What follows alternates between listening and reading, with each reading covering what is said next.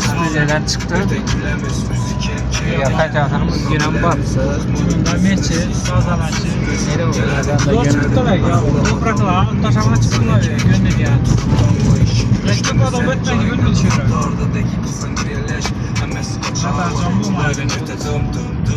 Muhiyet tutalımını buraya yollarım talebe cevap demiş. Altın. Yollarımız altın.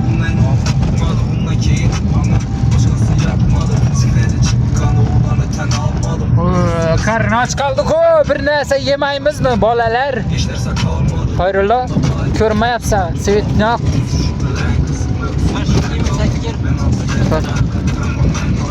Mana Svetnyak'da hayrola, ne yapıyorsun? Bu nimalar var arkada?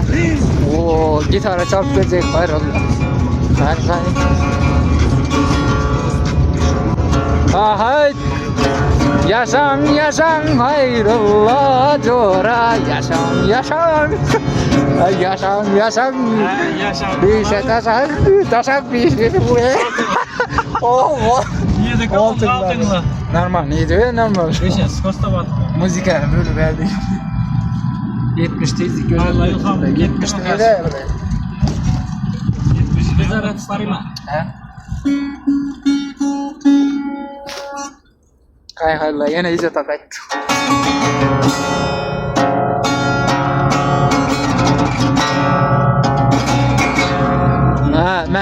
Ma aytama tekstin sen çalasın da. Biz keta yapmız damazda Laziz Beklik davazıda. Mana bu arkada nimalar var. Ey, okşamadım. Ay gitara çalmak o'rgansan boshqa olasın. Falan sen ne? Gaple. Malzumma. Malzumma. Nima gapjimsan?